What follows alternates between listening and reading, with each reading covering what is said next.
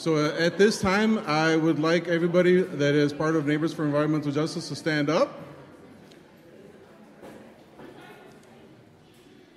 These are our group members.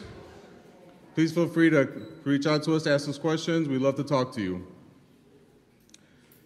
All right, so this meeting is a chance for our neighbors to meet each other and to learn about the environmental and planning issues surrounding the asphalt plant. We want to start off by laying out a few ground rules about the meeting. First of all, this is not an open forum. It's in fact an informational meeting for us to introduce ourselves and to provide the information that we've gathered and to the community. In order for us to get through all the material and all the panelists that we have today, we're going to be conducting the meeting in a very orderly process. So we ask that everyone be respectful. There will be no tolerating of outbursts, shouting, or interrupting of individuals. If you are being disorderly and interrupting the meeting or acting in a way that could be seen as threatening, the meeting will be paused, and if it happens again, we will ask you kindly to leave. Now that that's out the way, a little bit about the meeting tonight. We're going to be presenting speakers from NEJ and from other select guests that are going to go over a variety of topics, including research completed by NEJ, the Illinois EPA permit and monitoring, meetings that NEJ had with our elected officials, Levejo, Toxic Store and Partners, and we're going over information about the air quality monitors. There's also going to be a presentation from Little Village Environmental Justice Organization and Future of McKinley Park. Oh, okay. Sorry about that. Keep going. All right. So towards the end of the meeting, that's a little bit better, okay. We're going to provide time, at that point we will provide time for the community to provide us with comments and questions. We ask that you write down your comments and questions on index cards that we have provided. There's some additionally back and we can pass them along to everybody if need be. And we're going to try to answer your questions to the best of our ability. Please keep your questions and comments to about 2 minutes to provide other members and everybody else a little bit of time. And then towards the end, we're going to have a specific ask from the community and an issue that we'd like to address at the end. Keep in mind that we are volunteers, we're not experts, so we may not be able to answer all your questions at this time. We're still learning about the topics that we're covering tonight. However, we're welcoming everyone, encourage everyone to give us feedback and comments, and reach out to us regarding via email and the social networks that we provided. At this time, I'd like to introduce Robert Beadle.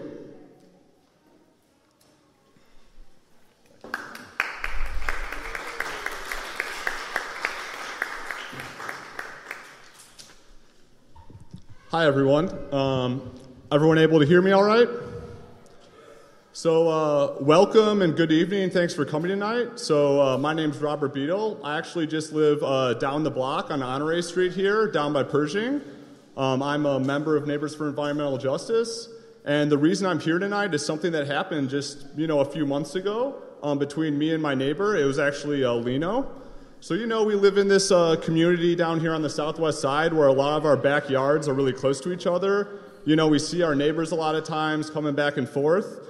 And it was actually during March. I was coming home from work. I was walking to my house, and Lino's in the backyard, and he called me over, and he goes, hey, Rob, did you see that they're building an asphalt plant over across from the park? When he told me this, I honestly was kind of stunned. I didn't quite believe him at first.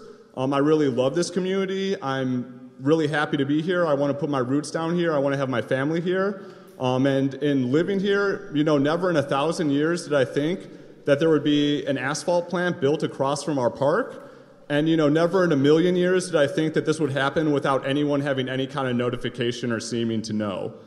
So what this group is and what Neighbors for Environmental Justice is people who, after that event, decide to come together with some concerns about what happened.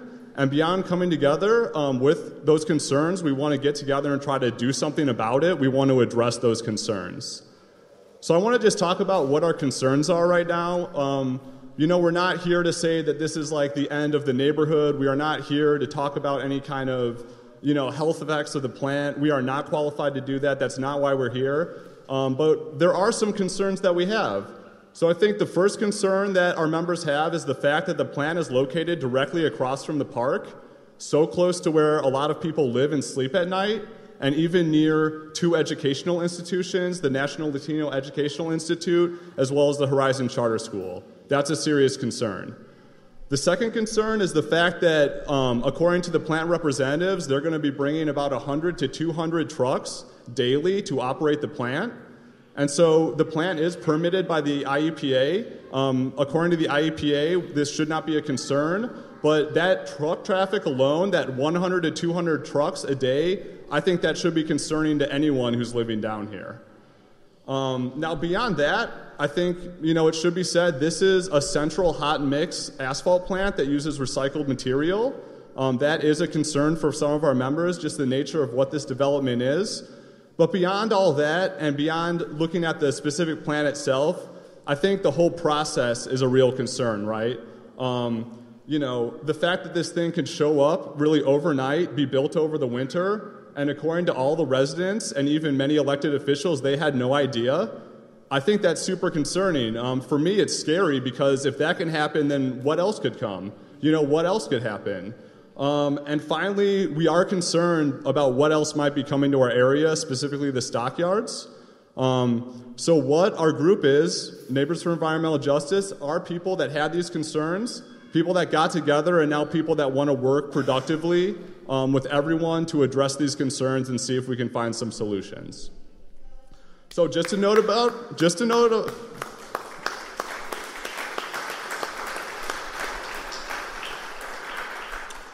So we've been kind of getting together this summer. I just want to let everyone know about kind of what our group's about and where we're at right now.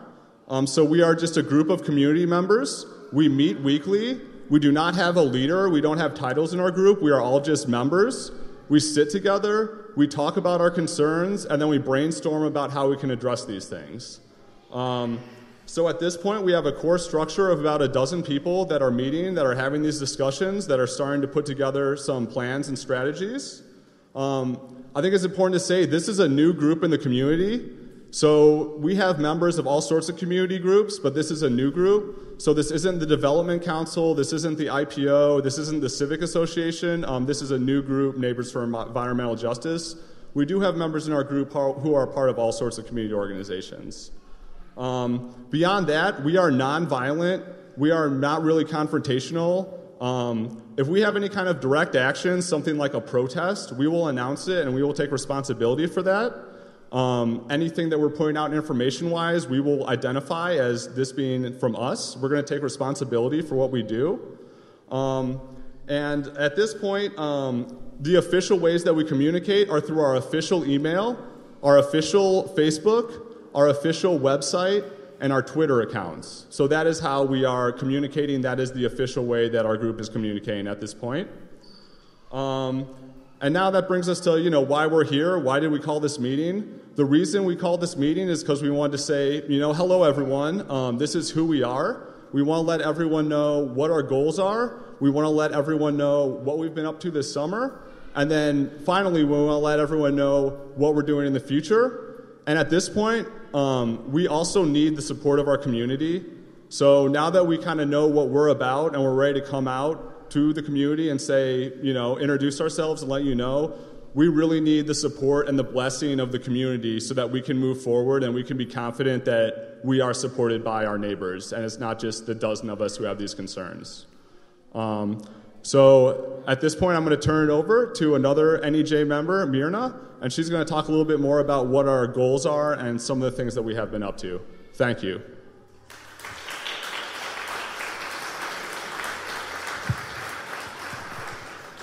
Hi, my name is Mirna Romo, and I've been a community member for over 10 years, and I'm going to be discussing the goals of Neighbors for Environmental Justice.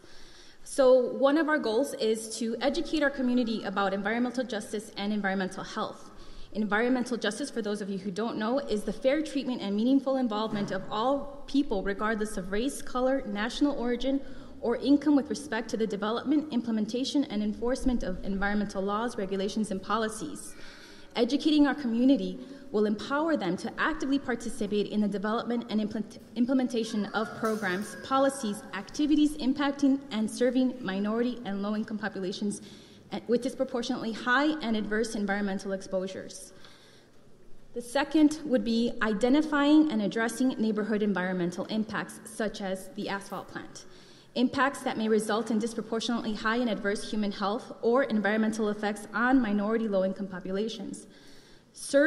To serve as a community organization to give our community notification of future developments which require a pollution permit to operate. The third is to increase transparency and have meaningful community involvement. This will allow people an opportunity to participate in decisions about activities that may affect their environment and or their health. The community's contribution can influence the regulatory agency's decision. Community concerns will be considered in the decision-making process, and decision makers will seek out and facilitate the involvement of those potentially affected. This will help promote environmental considerations in all developments of the Southwest Side. To continue long air monitoring on the Southwest Side. To serve organized individuals in the community with environmental concerns. Transparency will ensure these policies and processes are clear and serve the best interests of our community. And the last is to ensure that our elected officials are held accountable in environmental justice and fair treatment.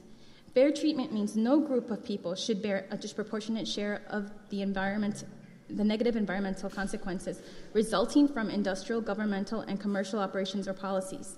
We are not a political organization, but we look forward to working with our elected officials to achieve our community environmental justice goals. And that's our goals for now.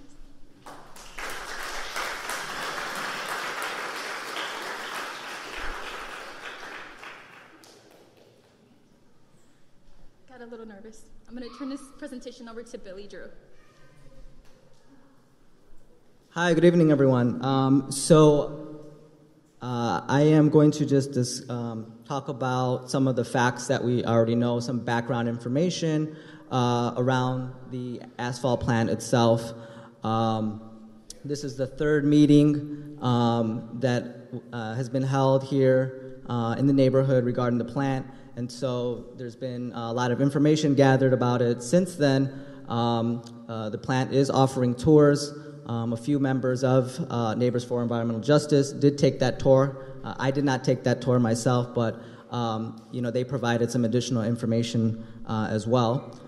So what is MAT Asphalt? It's a company that is producing hot mix asphalt, which uses some reclaimed asphalt. That's asphalt that's removed from the street and reused. So if you notice on Damon, they scrape the top off the street there, and they will likely be reusing that to make new asphalt. The location is very visible from McKinley Park itself, so if you go to where the new community garden is, there's a very clear view of it.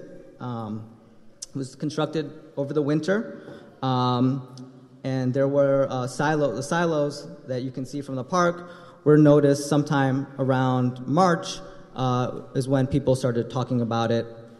The 12 Fort IPO hosted a town hall meeting at the library on April 25th, and representatives from the plant were there. And those representatives represented the companies that make up MAT Asphalt, which are Gallagher Asphalt, Sanchez Construction, and Michael Tatum Jr. / MAT Construction. So their intention is to repave city roads, and it is reported by the 12 Fort office and other sources that this supposedly will save Chicago taxpayers millions of dollars a year. So that is according to the 12 Fort office and representatives from the asphalt plant. So there was a zoning letter that was dated April 27th, 2017. There it is right there, by the Daly & George's law firm.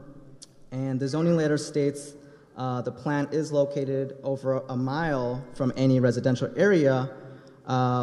However, according to the city's website, the city zoning tool, it is actually approximately 1,100 feet from the nearest home. The zoning letter also states that Alderman Cardenas supports the zoning change to make the plant location possible, because the zoning change involved a residential zoning district that was changed to, I believe, commercial, to make those land uses more compatible to the planned manufacturing district where the asphalt plant is located. And we'll have some experts talk about what planned manufacturing districts are. And then just so you know what zoning is the regulations around land use in the city that determine what type of use can be built, or what type of use can occur on each parcel of land in the city, as well as the density of any structure. So some information from the plant representatives on the plant tour. As Robert mentioned, and as they stated at the April 25th meeting, that there will be about 100 to 200 trucks per day coming out in and out of that facility. The trucks will operate from 6 days a week, from 6 a.m. to 2:30, Monday through Saturday. The trucks will be restricted to Pershing Road, and that the asphalt will be made at night before and stored in the silos until load out in the morning. According to those representatives at the plant tour, it takes about 5 to 6 people to operate the plant, and it will run from April to December, about 8 to 9 months a year, and they hope to be in business for at least 20 years. The plant liaison is Nick Demetrio, and there is no current MAT Asphalt plant website. So we're hoping that we can get some more information online. There is an FAQ on the Alderman's website. The 12th Ward website has information. But as far as we know, there isn't any way of contacting the plant directly other than the plant liaison, Nick Demetrio. So I guess we're going to turn it over to the next part of the agenda.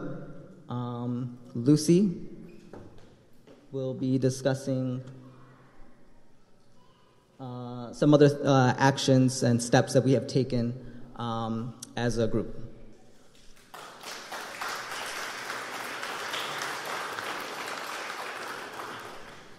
Hi, my name's Lucy Stanfield. I have lived in McKinley Park for 13 years, almost exactly, because I came to McKinley Park almost ready to have my first child. So it's very easy to remember when I got here. And I wanted to, Billy actually should have mentioned this, but could I see a show of hands? We have an online petition just to gauge support for the community wanting to know why is heavy industry coming to McKinley Park. And can you raise your hand if you've signed this petition, either online or we have paper petitions? Thank you. Okay, good.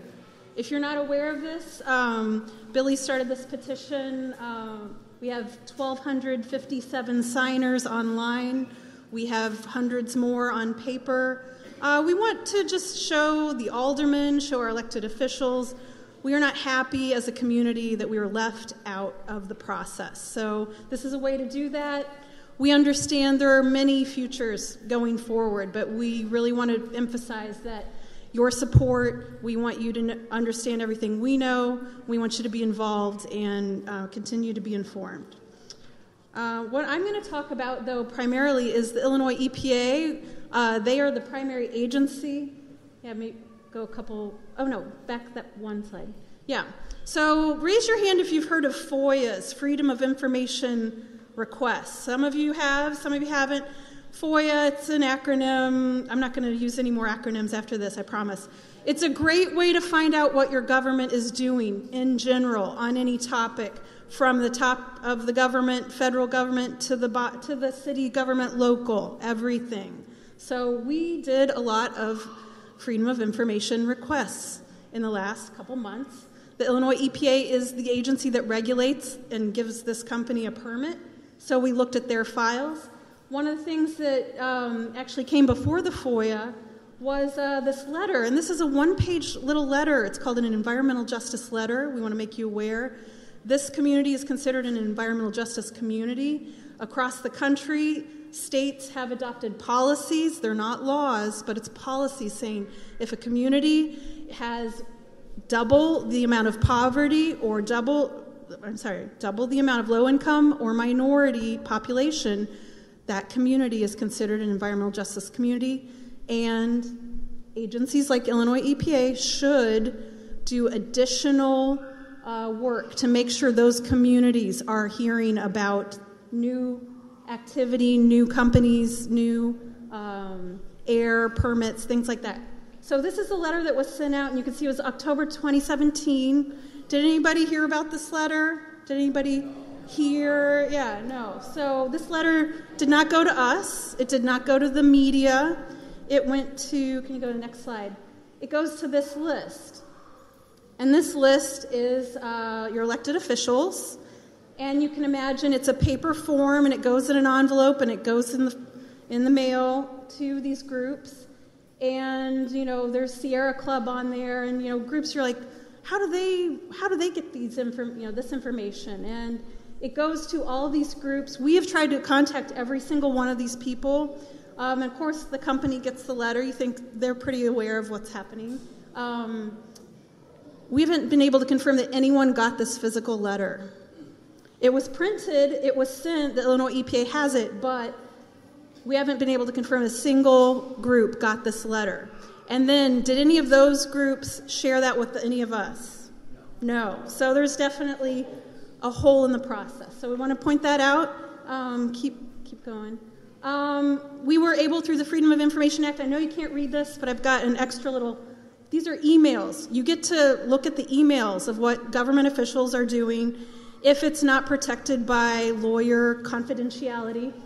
And one of the emails from the Illinois EPA staff person says, I am a bit concerned about the significant shortening of the time frame for getting this permit approved, the permit to allow this company to operate. It was rushed through.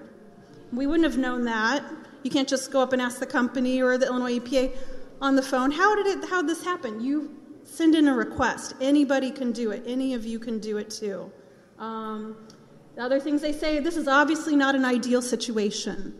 So we've heard a lot of apologies and sorry, we're really sorry. And to us, that's not good enough. We hold our government and our officials to be accountable, and we expect more. So I just want to show you a couple more examples. Another thing we pulled out of the email, we had problems submitting the review, and then we dropped the ball until today. So the Illinois EPA had this application July 2017. Last July, the company submitted their application, the way companies do. And it was October 11th until the agency said, oh no, we have to send out that EJ letter that goes to the officials. And maybe they'll tell the community, we don't know, we'll just send it out. And they're saying things like, in their emails, we dropped the ball. So that's a big red flag for us. And we don't want this to continue. We don't want other situations, other companies to come in and, oh no, we dropped the ball. We're so sorry. That's not the cycle we want to keep going. So we're really looking at how to improve this process. We're talking, Christina, who's after me, will talk about how we've talked with our officials to try and fix this. Just some facts about this permit. It was approved in October last year. It regulates the air quality, what they put into the air, the company. It regulates particulate matter, that's dust, that's fine particles. Things anybody, raise your hand if you have asthma in here, if you know someone in the community with asthma, children. If you have asthma, particulate matter is not your friend. And if you're a regular, anybody, healthy or not, it's not good to be breathing in this It also regulates volatile organic material, does not regulate truck traffic. We've already heard the fact stated that the company said 100 to 200 trucks per day could be driving up and down Pershing, in and out of the facility. The company has until next summer to apply for, when they can apply for an operating permit. Right now they're on this first permit.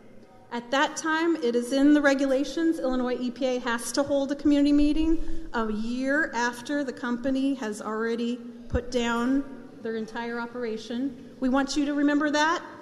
Have your summer vacation plans next year, but if we need you to come to a meeting, please keep an eye out for that, because the Illinois EPA will be holding their official meeting next summer. I just wanted to show you the permit. It's a 25-page document. It's on our website if you want to get into the details. I pulled out a couple things, just the wording. Could be very technical. You might want to get into it, you might not. It says, no person shall cause or allow the emission of fugitive particulate matter from any process that is visible by an observer looking toward the zenith at a point beyond the property line. And you're like, that's mumbo jumbo to me. What do you mean?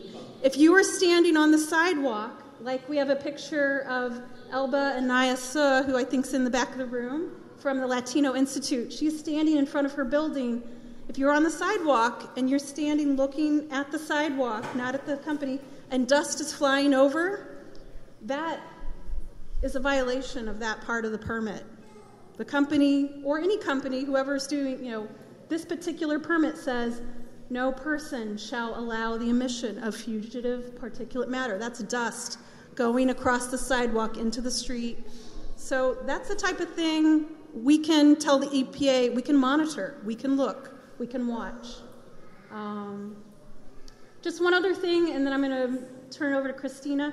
From the permit, it says, in the event that the operation of this source results in an odor nuisance, smells, the permittee shall take appropriate necessary actions to minimize odors, not limited to changes in material, installation of controls, in order to eliminate the nuisance. So there's no fine way to measure. If you find something smelly, you think it's bad smell, some people think it's a good smell. We've heard talk of the amount of air emissions coming out of this facility is similar to a bakery. We all know what a bakery smells like. We all know what oil smells like and what petroleum-related things smell like. So this is in the permit. So if you can smell this odor and it is a nuisance, that's cause for you to call. And we have a whole list of phone numbers for you to call. This is part of the process. The company applies. They get the permit. The Illinois EPA makes these rules. It's all in their document. It's regulated. And we need you, as the eyes and ears and noses of McKinley Park, to help us, because it's right there in print. All right. I'm going to turn things over to Christina now. She's going to come up and talk about the meetings we've had with officials, and we've had quite a few with officials and groups. So come on up. Thank you.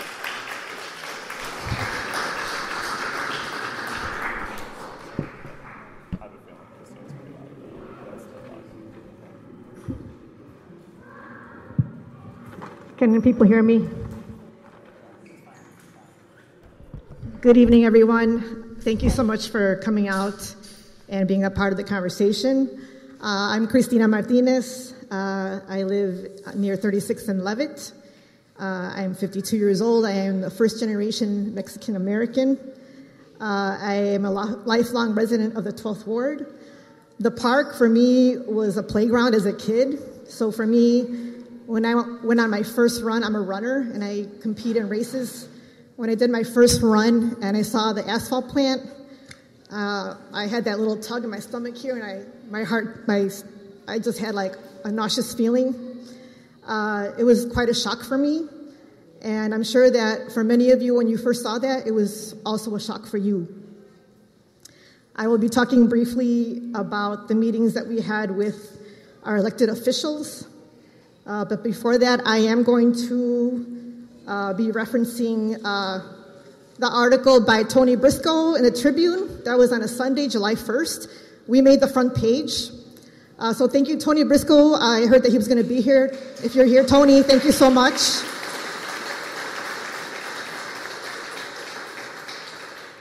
And I'm also going to be, because we are going to be talking about the EPA, and I'm going to be talking about our meetings with State Rep Teresa Ma and our Senator Tony Munoz. It's very important to discuss the role that they play in implementing laws or changes in the way EPA does its environmental justice review. It's very important to know and communicate with our elected officials. They set policies that impact us all. We printed a copy, and at the entrance we have a copy of all of the addresses, phone numbers, emails of our elected officials, including EPA and including MAT Asphalt, which we have Nick Dimitro as the community liaison. We have that number. So when you have complaints, use that sheet and call, because we have a year to collect data. We have a year to monitor the air. We have a year to complain. We have a year to take videos, photographs, and send that to the EPA so that they know that the community is watching and is trying to assess that this plant is being clean and not polluting our environment. So the first meeting I want to talk to you about is our meeting with Alderman Cardenas. That was on Monday, May 21st. We met with Alderman Cardenas and Sammy Martinez, and Sammy is here in the audience. Thank you for coming, Sammy. We met with them and read our statement of who we are and our mission. We said that we oppose the plant location and the process implemented to get it here. We held him accountable for the plant because, first and foremost, he has zoning authority. Before any building permits were issued, before the EPA issued a working permit for MAT Asphalt, that plant, that zoning had to be done, and Billy Drew mentioned that. So there was parcel of land that was, in 2004, I believe, was zoned as residential. Well, in order to accommodate the plant, that zoning had to be changed. So he changed it to mixed commercial. Did anybody know about that zoning change? We were not informed about the zoning change. So he went along and did that, got his lawyers and got all the documentation, and they made the change. So he also said that the group that he looks for guidance as far as economic development is the McKinley Park Development Council. He looks to them for guidance, for assessing or recommendations. And I know lots of people who are part of the McKinley Park Development Council, and they do incredible work for our community. They have a vision to revitalize our area, to get jobs, to get businesses. And so I really admire and respect my neighbors, like Kara and Tony. I've known you guys for all this time that we lived in the same neighborhood. So I think they're trying to do good things for our community.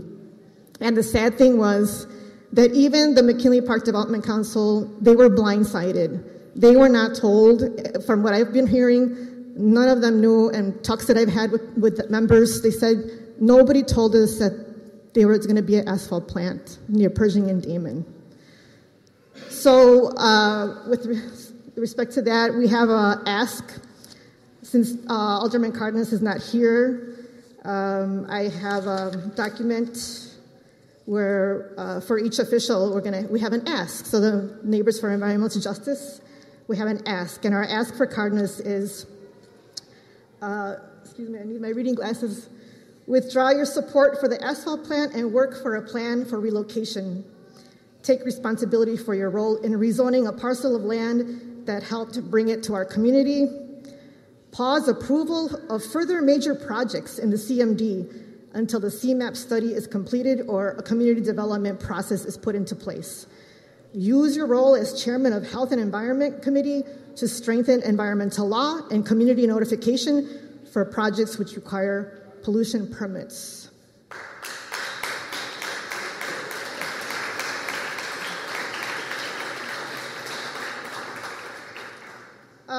Lucy talked about the EPA environmental justice letter that was supposed to go out to the officials. So when we met with Senator Munoz and Teresa Ba, both of them said that they could not confirm that they received the letter or they didn't receive the letter at all. So that's sad that they say they sent it, but now these people on the list say that they didn't get the letter. We had a meeting with, I'm not going to go through, I only have 5 minutes, so I think I'm going over, how many minutes do I have? Okay, so on June 13th, we met with Teresa Ma, and one point that she was concerned about was the truck traffic, that in the article that Tony Briscoe wrote, it says that while the EPA permit sets limits for these emissions, it does not take into consideration other contributors like vehicle traffic. So the 200 trucks a day, like Lucy said, they're diesel trucks. They're going to be going in and out, and that is not taken into consideration with the permit. They don't even consider all the emissions coming out of that, the diesel. You know, you've seen a truck, all that black smoke coming out of that? They're not considering, they don't even consider that. So that is one thing that she, when we spoke to her about that, she said that she's going to try to understand the system, the EPA, and try to formulate some kind of bill or legislation or something for that matter. So our ask for Teresa Ma is continue to post pollution permits. She posts the pollution permits now. You can go online on her website, and she posts the companies that are requesting for a pollution permit. So continue to post the pollution permits and take issues of community notification seriously. Work with environmental groups such as ours to propose and strengthen environmental regulation in Illinois. We met with Senator Munoz on June 29th. He so graciously, some of the residents got together. He was going to go on vacation, and he called us and said, "I'll meet with you guys at 12:30." So I said, "Let's go." So we went, and he also read Tony Briscoe's article, and he was very emotional about that because he lives in the community, and he also was blindsided. He says, "Guys, I did not get that letter." And he's going to be holding town hall meetings with respect to that, and he's also going to initiate legislation to strengthen the environmental justice review process with the Illinois EPA. And I believe he does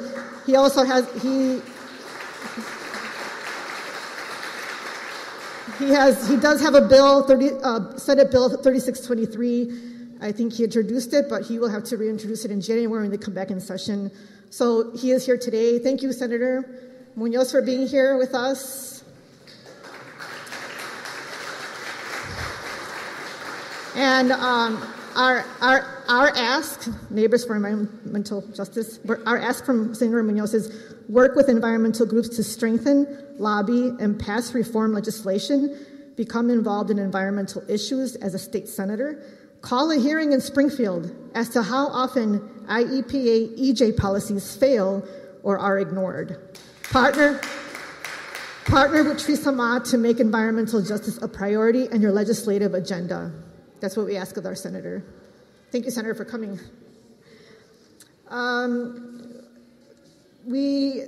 Besides our elected officials, we also met with, there were a couple of people in our group that attended a Friends of the Park conference, and that was on Saturday, June 9th.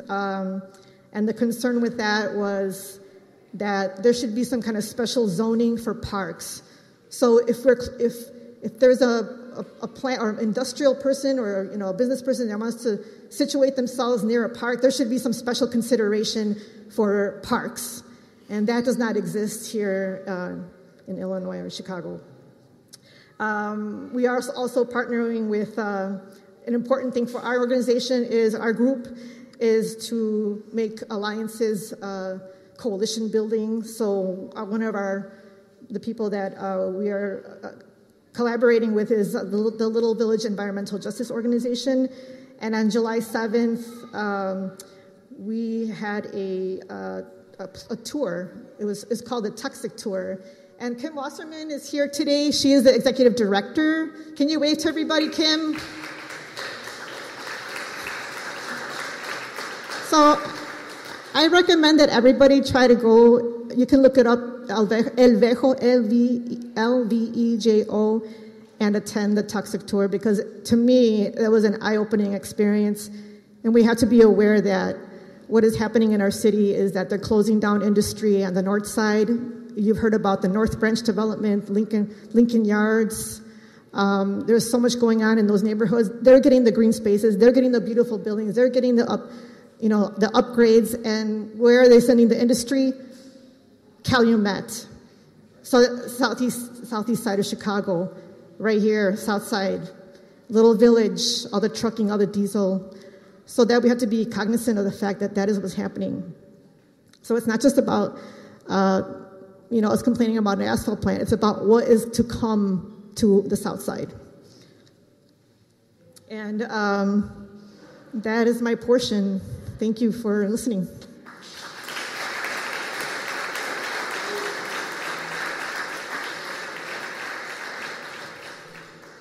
Thanks, Christina. I just wanted to add at the very end, we did also meet with Commissioner Chuy Garcia's office.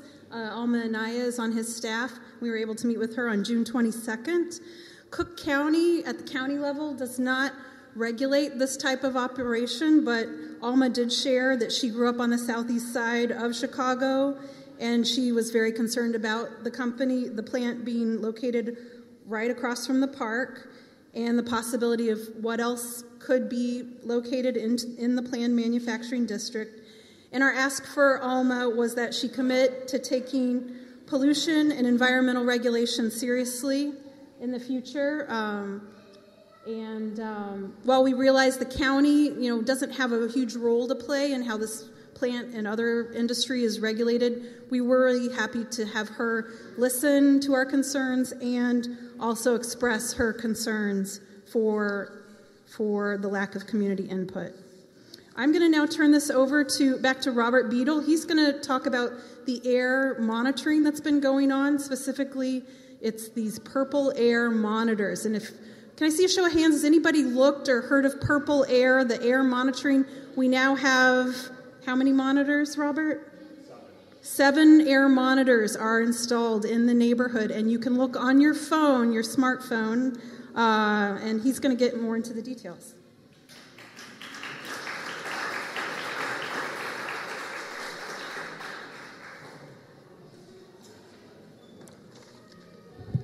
So as was said, we're trying to move way beyond just being, disappointed, upset about the asphalt plant. We're looking for ways to, give back to our community. We want to be active here. We want to do something productive. And I think one of the things that we've been really productive and successful at so far is this air monitoring effort that we've got going. So there's this company called Purple Air. It's a private company. It formed in 2015. The way they describe themselves on the website is as a group of activists with a technical background. These people were concerned about a mine that was operated in their town, and rather than just kind of take, anyone's word for it, they wanted to see, can we make a way to look at particulate matter real time and take a look at what's going on? And that's how their company started.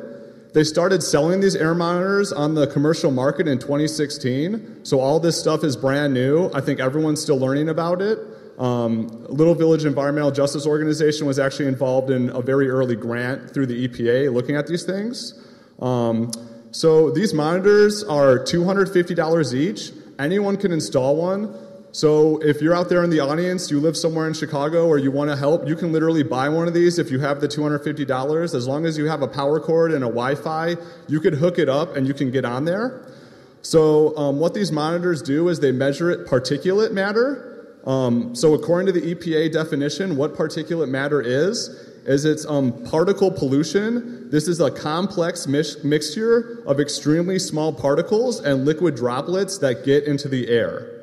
So the reason that we wanted to use this company is it has so many good advantages. This is accessible to anyone with an internet connection. So if you have an internet connection, if you have a smartphone, even if you just go to the library, you can check this out at any time of the day, any day. These things are really cool because they're just mounted in place, and then you can see what air quality is over time. Some sensors you can kind of like walk around the community, but these just sit in one place, so that gives you a really good look at like how do things change over time. These sensors use a government standard, which is Air Quality Index, which is AQI. So it's literally the government, the EPA standard of what air quality is. This is a graph put out and supported by the EPA that shows you what AQI is. So it's color-coded, as you can see. It ranges from good to hazardous. The scale is 0 to 500. And you can see along here, right, you have 0 to 50. So that would be air quality that would be considered good. Then you get into 51 to 100. That would be considered moderate. It should not, according to the government, pose any risk to you. And then as you see, the colors get a little closer to indigo, and there's more and more, according to the government, health concerns with those readings. So what's really cool about these is that you can compare these sensors to each other, and they're really easy to just kind of look at and get an understanding at. But then if you want to get a lot deeper into it, it has all this information that you could look at too.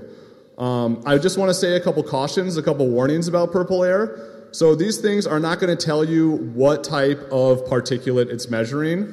Okay, so it's not going to say, you know, this is pollen and this is snow and this is benzene. It's not going to say that. It just says this is a reading of what the sensor is detecting in the air. These things cannot identify what's causing it to go up or down. So it's not like you put one of these up and you say, oh, I know exactly what's causing it to go high or to be low. You know, they are just reading the air and reporting what it says. I think a real weakness of the system that you have to acknowledge is there's not like a purple air guide on their website. According to Kim, there is like a purple air guide that's being developed. Our group's actually trying to develop our own kind of citizens guide to put out there so people can have a better understanding. But it's important to acknowledge there's not like a concrete user's guide on this yet, so we are learning as we go. And this is not the exact same equipment the EPA uses to do their testing. The EPA has their own equipment they use. According to the website, Purple Air, they have tested their sensors against EPA sensors, and the readings do come out pretty close. They say on their website that, if anything, their sensors are giving a slight underestimate, but that is according to their website. So at this point, we're going to go ahead and switch over and just look at what the Purple Air system looks like. I know there's people in the community trying to follow this. This is not going to be an exhaustive guide. This is just a little bit about how to take a look at them and what they're telling you. Okay, so if you go to www.purpleair.com, and you can even do this on your smartphone right now if you're interested, you can go ahead and pull up this website. So on the website, on the top there, on that purple bar, that's how you can get all the information about the company, what they're doing. All the claims I've made about the company are visible up there. So the most important...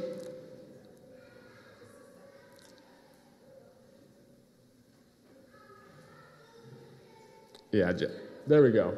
So if you want to actually look at the sensors, and like I said, these sensors send internet data to the internet, every 20 seconds. What you want to do is click on View Map, right there, that button, and then it'll go over. It'll pull up a map of the United States, and then you're going to see all these circles forming. Each one of those circles is someone's Purple Air sensor that they've installed. We don't know who installed them. We don't know exactly where they are. It'll tell you on the map where they're located. But each one of those is someone that has a sensor. So going over, if you zoom into the southwest side or you zoom into our area, this is what's going on in Chicago right now. So each one of those is a Purple Air sensor.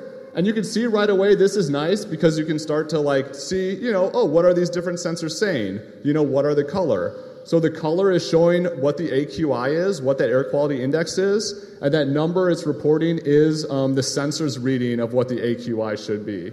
So our sensor network, the sensors that we've either purchased as individuals or done community funding for, are these down on the southwest side. So that is our network. We can take responsibility for those. This is what we're trying to provide to the community. Now, The data that it's showing right now is just the real-time reading. So that is what the sensor is saying the air is this second, okay? But if you click on the sensor, it's going to give you a whole bunch more detailed information. I think there's a strength of it.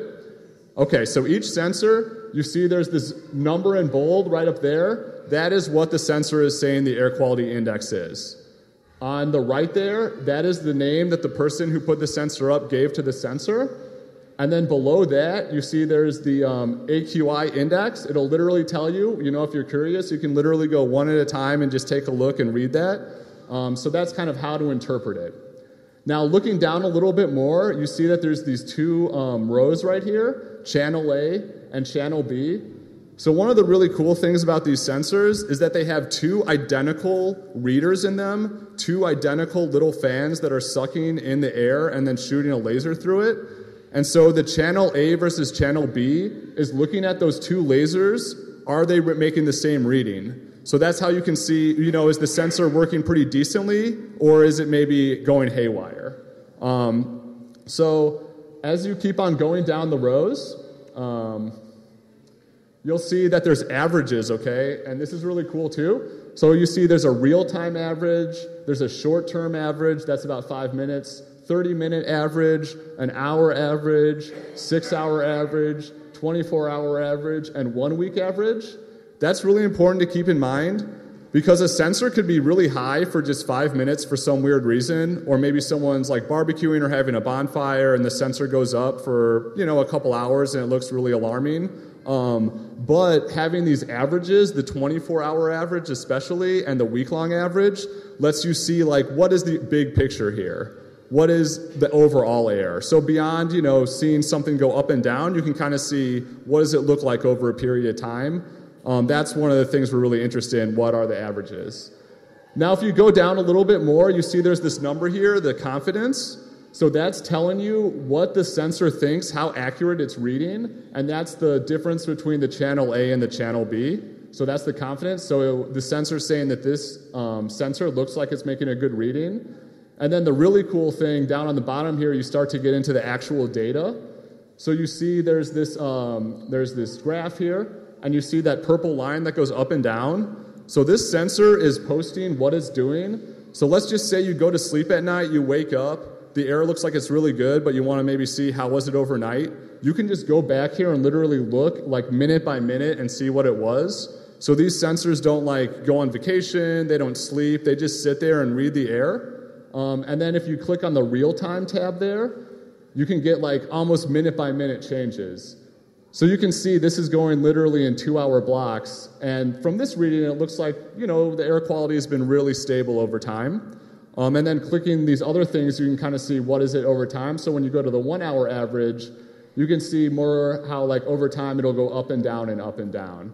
So you see some days it is a lot worse, some days it is a lot better. We're not speculating on what's causing it to go up and down. There's certainly weather is a factor. It could be a factor of is there traffic or not? Is it a weekend or not? We don't know. It's hard to say, but it just kind of shows you how the air quality changes a lot over time.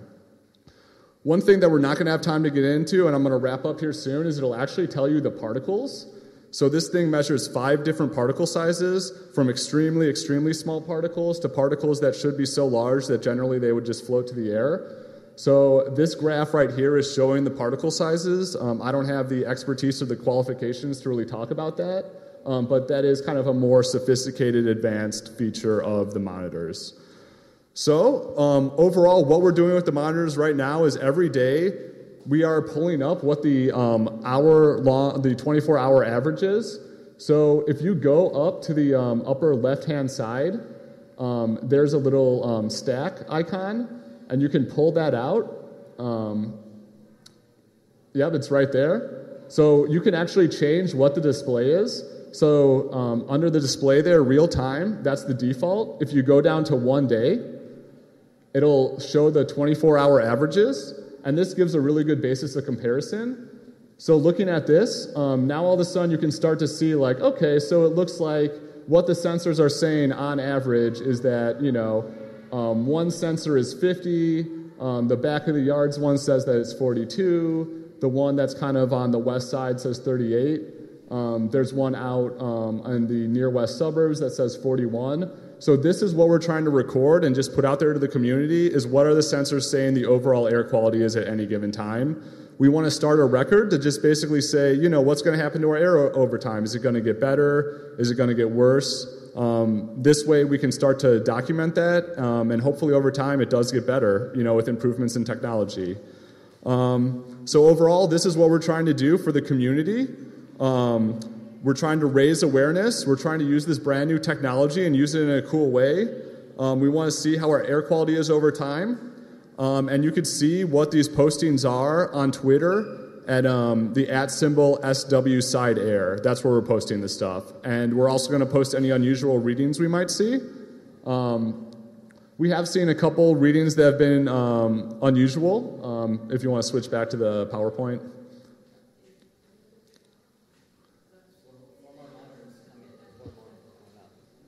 Yeah, so we do have 4 more sensors that we currently have that we are going to put up. We're looking for places to put them. As a group, we're trying to keep the precise location and who is hosting the sensors confidential, just for the privacy, safety, and well-being of the individuals that are hosting these sensors.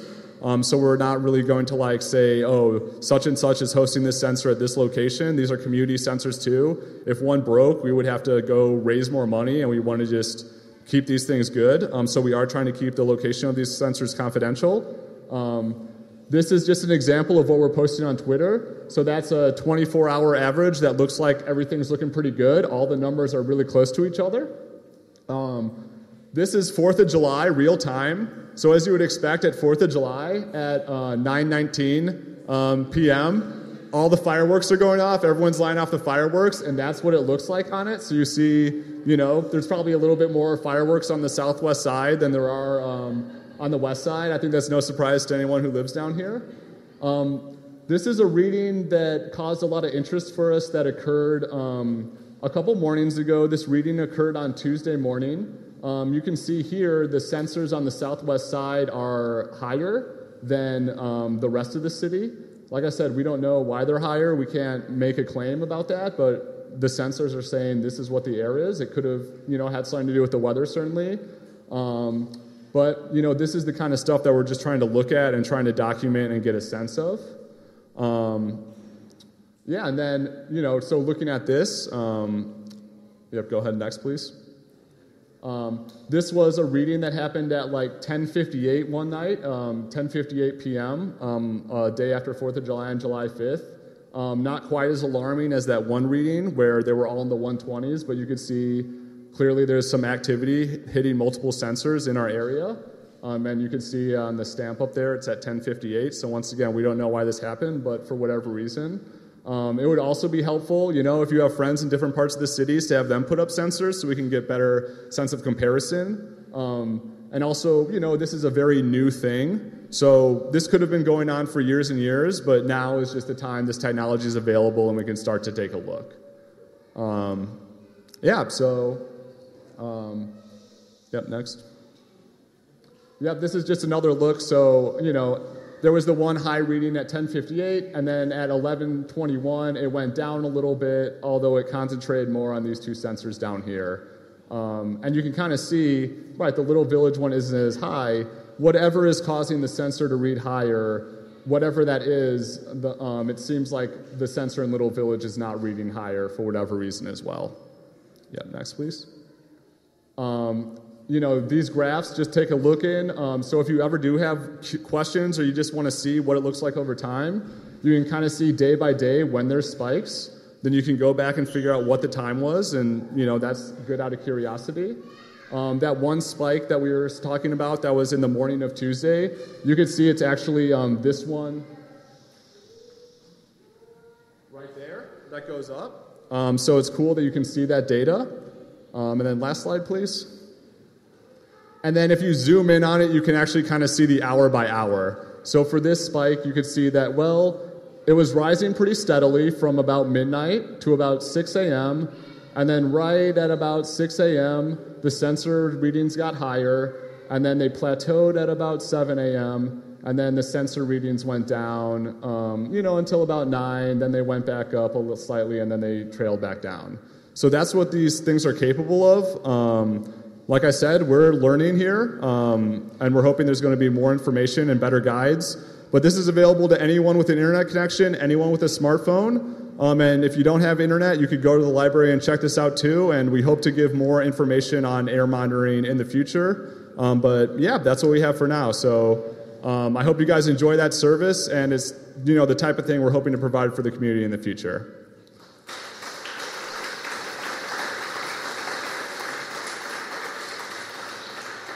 So at this point, we'd like to turn the microphone over to our friends and partners at Little Village Environmental Justice Organization.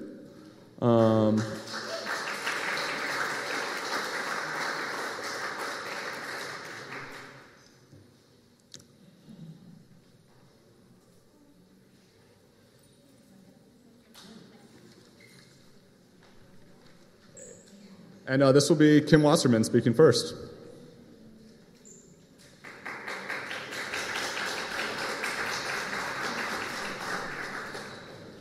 Sorry, I'm a little short. Can I pull this down?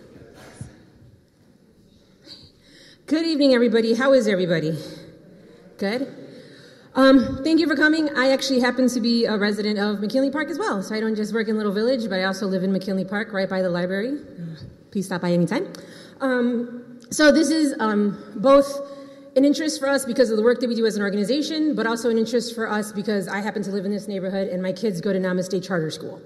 And just to be completely honest, part of why I moved to McKinley Park was to try to give my kids access to cleaner air and more park space, because we didn't have a lot of that in Little Village. And now living in McKinley Park, environmental racism seems to be following me into this neighborhood as well. And so we think it's important to share in our experience in Little Village with you all to give context about the fact that this is not the first time this has happened, and in fact, unless we get together, this is going to continue to happen in our communities. So as is mentioned, my name is Kim Wasserman. I'm the executive director at the Little Village Environmental Justice Organization. And really what I'm going to talk about is what is the industrial corridor and why we should be concerned about what is happening in the industrial corridor. So this is going to get a little wordy, and my apologies, but the fact of the matter is zoning, planning are not exactly easy reading material. Let me put it to you that way. I've learned a whole lot about planning through this process, and I would encourage folks to get together and talk about this stuff. Because the reality is people assume that because we don't know, that we don't get involved in the process. And that's partially true. Because we don't know how these things work, we don't know where is the entry point. Where do we go to try to fight this stuff? And so we're trying to make it as simple as possible of something that is very complex. So again, please bear with me. And if you are an urban planner, my apologies if I screw this up in any way. So this is a map of the industrial corridors in Chicago. We have 24 of them, 25 of them. And in fact, McKinley Park is home to the first manufacturing district in the United States. The Central Manufacturing District right on Pershing with the big clock tower, that was the very first manufacturing district in the United States. So kudos to us, right? Like, we have some history here. But the reality is industrial corridors were not defined in Chicago until the 90s. And please understand that I am straight using City of Chicago language. This is not my opinion. This is straight from City of Chicago.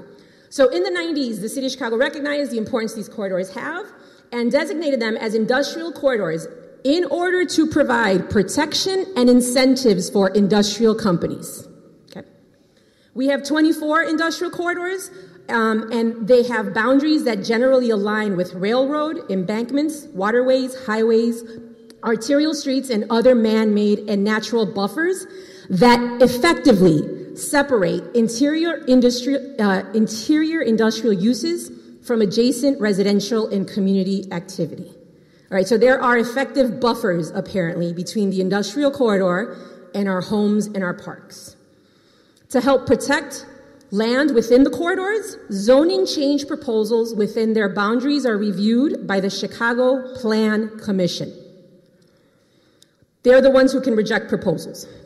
Additionally, there is also land protection to planned manufacturing districts. So there is a difference. There's industrial corridors and there's planned manufacturing districts. You need to be aware of the difference between the two because they are regulated in very different manners. All right, so it doesn't get complicated enough that you have a city of Chicago giving permits, you got the Illinois EPA giving permits, and in some occasions you got the US EPA giving permits. You also have different zoning classifications within our own industrial corridor. So again, a little complicated, but please know there's industrial corridors and planned manufacturing districts. In McKinley Park, y'all are part of the Central Manufacturing District. That's that little part on Pershing. But then you're also part of the planned manufacturing district that is the stockyards. This is how big the industrial corridor, the planned manufacturing district that encompasses McKinley Park is. That's from the Dan Ryan all the way to Western, if I'm not mistaken. Right? This is a huge piece of property in which people are making decisions without us. Okay, so I just want to preface how big this property is. All right, now, in the industrial corridor, it is all about zoning. The alderman may not be involved if the zoning does not change. Okay, so if you want to talk about there not being any points of entry, there's even less points of entry. If the zoning doesn't change, if I'm a company and my zoning isn't going to change, but I'm going to make some improvements to my company, I may not even have to deal with the alderman at all. I might just be able to put in my paperwork, get it approved, and go about my day. All right, now, if you need a down zone or up zone, then yes, the alderman is involved and the planning commission is involved. And this is where we heard about Alderman Cardenas being involved because there was a down zoning or change of zoning, if I'm not mistaken. So please recognize that there might be times that industry can move into our neighborhood and there is nothing that can be done about it as of right now. And nobody can know about it. In the planned manufacturing districts, there is a process.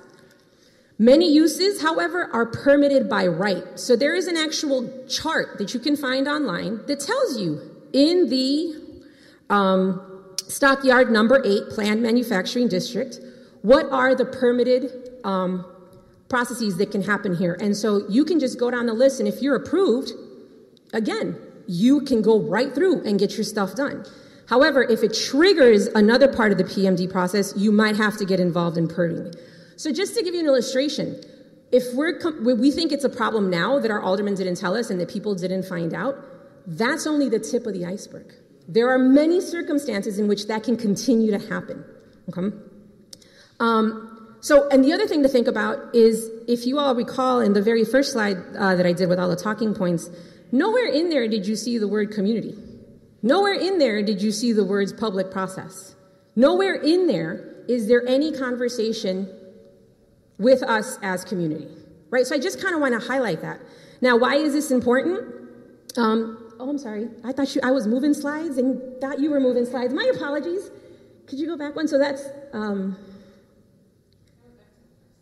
cool. Yeah, that's fine. Go ahead. Oh, sorry. This is where there's nothing about public. If you want to keep going down to our map of Little Village. Sorry. So this is our community. And just to give you a sense, we are one of the densest communities in the city of Chicago. Half of the properties in our industrial corridor, we had no voice in them coming in our neighborhood. And just to give you context, there is a company that releases toxic air releases right next to our high school. Okay? They put the high school, because there's no room in Little Village, they put the high school in the industrial corridor. All right, so you want to talk about having industry across the street from your park? Try having your local high school in the industrial corridor sandwiched in between two industries that release toxic fumes. And if that wasn't good enough for you, they put Zapata Elementary School in the industrial corridor, right? So they're now expanding the school because it's too small for our kids. So instead of 800 students, we have 1,000 students. They're going to put K through 3rd grade closest to 500 to 800 diesel trucks a day, because the school is in the industrial corridor. All right, so if you're concerned about industry being across the street from your park or home, we also need to think about what are the things that they're also thinking about putting in the industrial corridor, because it's not just one way, it's both ways, right? So for us, we've experienced industry like the coal power plant that's been grandfathered. Oh, you've been here forever? Don't worry about it. You don't need to follow any new regulations or new laws, right? We had to deal with them for 12 years. We shut them down.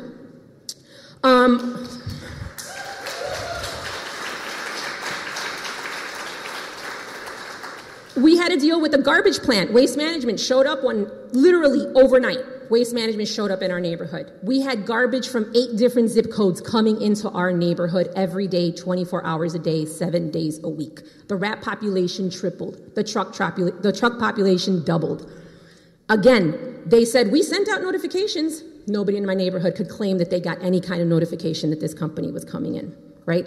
And then thirdly, the new park that we have, that was because industry decided to dump all their crap before they left. And it sat contaminated for 20 years because, well, you can just dump your shit in Chicago and leave it and walk away without any repercussions, right? And so you want to talk about old industry, new industry, it's all the same, folks. We are dealing with processes that don't include us for a reason. And so I share this with you because the reality is if we in McKinley Park do not get our stuff together, we may end up being another neighborhood that gets killed because of what is in our neighborhood. And I don't say that lightly, because this is the reality of environmental justice communities from the Calumet to Pilsen to Little Village, and unfortunately now, McKinley Park. And it goes to show, if you do have somewhat of money, it still doesn't matter. You don't have a voice in what happens, we're bringing it into your community. And so, I know I only have 5 minutes, so I apologize. What I really want folks to think about is, what do you know about truck traffic in McKinley Park? What do you know about air quality in McKinley Park? Do you know what industries are in the industrial corridor today? Do you know how they affect your health? Do you know what impacts they are having, right? How do we as a community increase our participation in the zoning processes that are happening? How do we get the city to be more transparent? How do we get our alderman, who's the chair of the Health and Environment Committee, in part of these processes to educate himself and ourselves about what is happening? How can the Department of Public Health and the Department of Public Transit be at the table when somebody applies for an application to say, you know what, might not be a good place for an asphalt plant from a transportation perspective because you got to park across the street. I don't know. These are departments. This is their job. Have them at the table. Turns out when we talk to these departments, they don't come to the table until the very end. DOT told us to our face, if I was brought in at the beginning of an application, I could probably tell the city, not a good place to put a school, not a good place to put a high school, right? But people aren't talking to each other. And more importantly, where do we create space for community to have voice instead of waiting all the way to the end? Please note that by the time projects get to the Public Planning Commission, it's done. It is too late.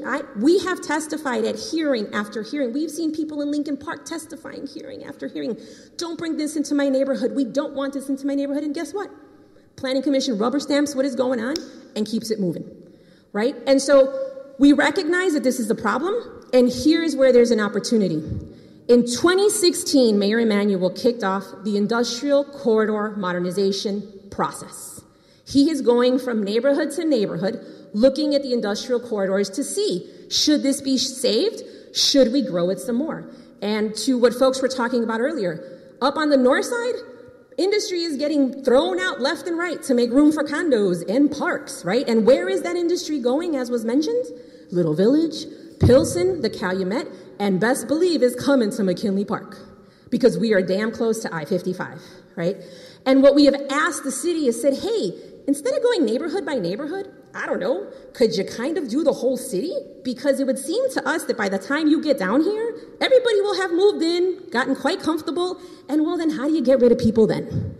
Right? How do we have a conversation ahead of time, and that way you're not slow rolling this process? Well, unfortunately, they didn't listen, and they're slow rolling the process.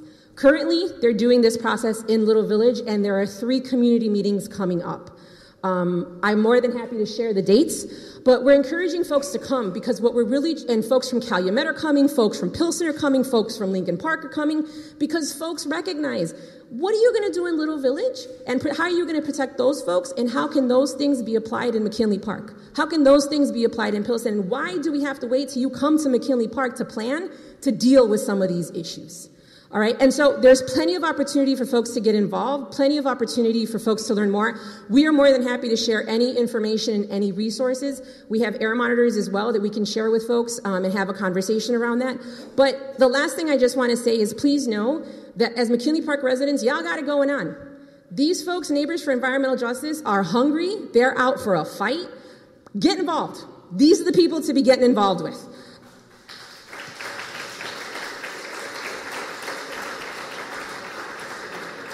There's opportunity for air monitoring. We highly encourage some truck counting. You need to know how many trucks are coming through your neighborhood. We do truck counting, highly recommend that. But more importantly, these folks have been able to get Alderman Cárdenas and others to move in the last 6 months, where our neighborhoods have been making these demands for 20 years, and they have fallen on deaf ears. I do not want to have to move out of McKinley Park because my children cannot breathe. So I encourage you to get involved, but more importantly, we need to be holding our public officials accountable. The last thing I'll say is both Alderman Cárdenas and State Senator Munoz told us to our face, we're going to write some legislation. We're going to share it with you to move it forward. I, as of yet, have not seen any legislation. And the legislation that has been introduced has been bogus as heck. So do not fall for just we're going to do something. We need to be part of the process. Thank you very much, and have a good day.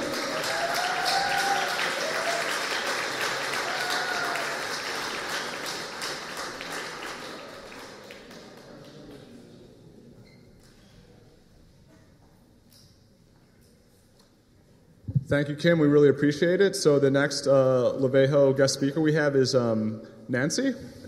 Yep, thank you.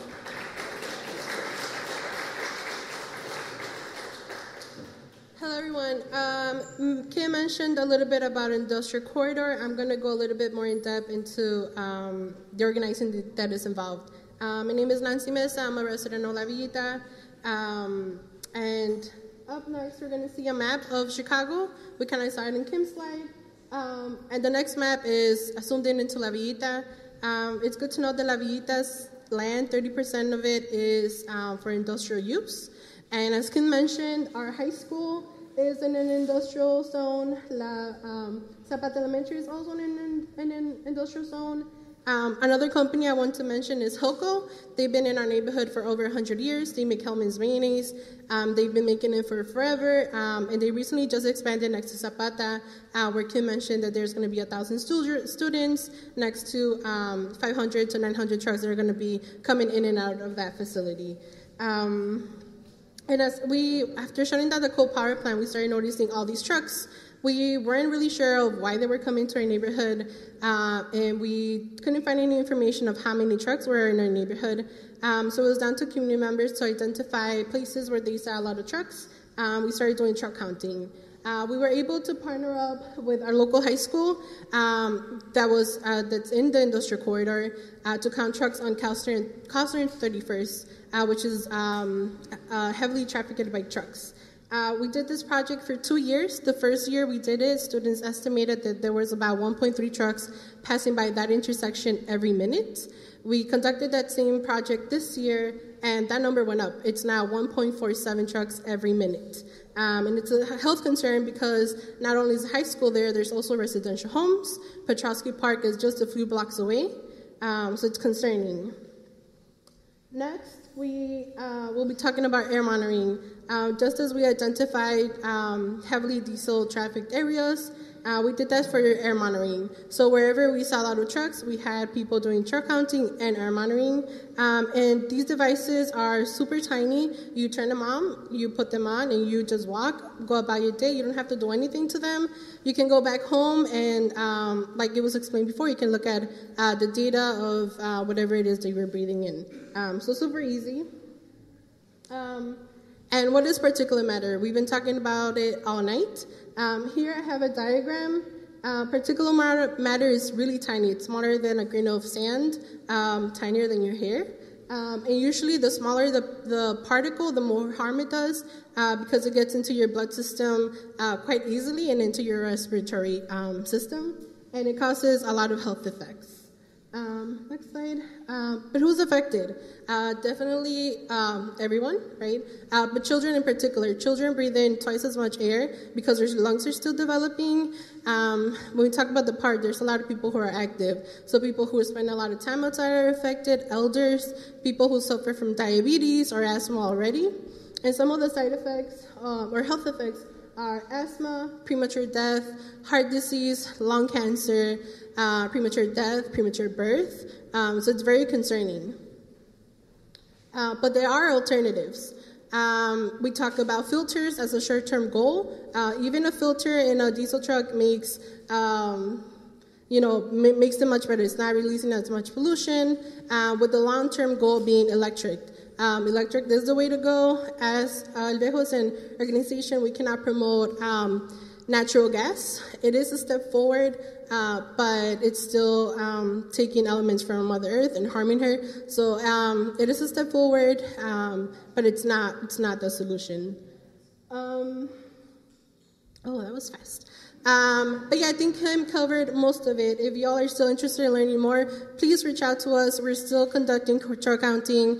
We mentioned that we have these air monitors available for y'all to use. Reach out, and I think us as being environmental justice communities, we need to stand together and hold these industries accountable, right? When we talk about having air monitors and us advocating for air filtration systems for our school that's right next to it, it's what's right, and it's what industry should be doing. So yeah, don't hold back. We have to go hard on this. Thank you.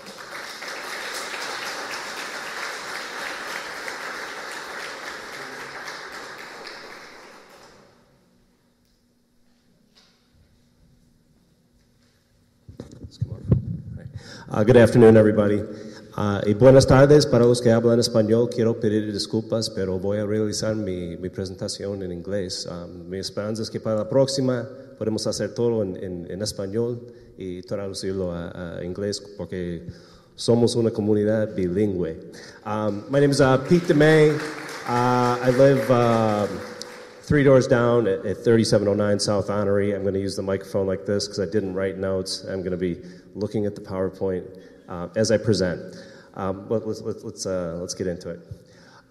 There are apologists for the asphalt plant. Some live in the neighborhood, many don't, and we're always getting, as Kim alluded to in our last meeting, we always get, well, don't you need the jobs? Obviously it's a neighborhood with some poverty, some unemployment, and what I'd like to do is dispel some of the notions that we have to choose between our health and a job, because there are certainly examples.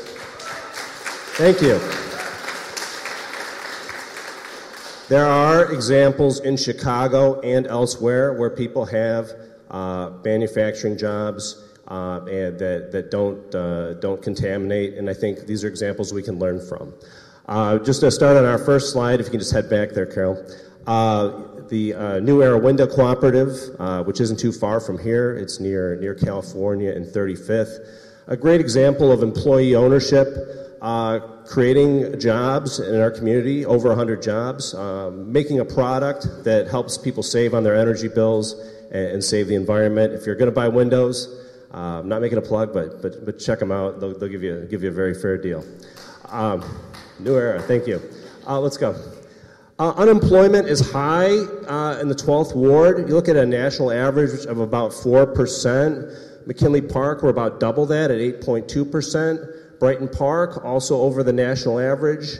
What the demographers call New City or back of the yards, where the CMD is technically located, over 3 times the national average. And in McKinley Park, there's a 24% poverty rate, which means a lot of people are working poor. They're working jobs where they can't sustain themselves. Go ahead. Unemployment and poverty lead to all kinds of problems: crime, mental and physical health problems, a poor tax base, and it's bad for kids in schools. If you're in a home where there's a lot of unemployment or poverty, obviously there's implications for that when you go to school. Manufacturing can help. You got to remember our demographics here, right? We have a lot of folks that are recent immigrants, a lot of folks without high school education. It's important to sort of target some of our development towards manufacturing so that people don't have to travel to manufacturing jobs. It's a sector best suited for current residents, many of whom lack a high school degree in McKinley Park. For every manufacturing job created, between 3 and 16 additional jobs are created to support manufacturing. Manufacturing pays better than service jobs, and many residents currently have to travel for manufacturing work. If you haven't had the chance to do so already, talk to the neighbors on your block. People are going out to Burbank, they're going out to Joliet, Bolingbrook to work manufacturing jobs. Not great for the environment, and plus it's very costly if you have to make that commute. Chicago hustles for tech jobs, and I'm going to give some information about Rahm Emanuel. We're not a political organization. Rahm Emanuel obviously has a mixed record, and I certainly have my opinions about him, right? But we're going to talk a little bit about what the city does for tech jobs. Chicago really hustles for these jobs. Under Rahm Emanuel, Chicago has risen from number 18 in the world in tech to number 6. In the United States, 6.7 million people work in tech, and 12 million work in manufacturing. So it's still a vital sector. We hustle for tech jobs because that's what Rahm Emanuel wants for his demographic, right? But in McKinley Park and on the southwest side, our demographic is different. We need to put the same focus on getting the jobs that our community needs: sustainable manufacturing, greener manufacturing. If we had that laser-like focus down here, we'd have the jobs our community needs. There's an example, the plant. Who's been to the plant?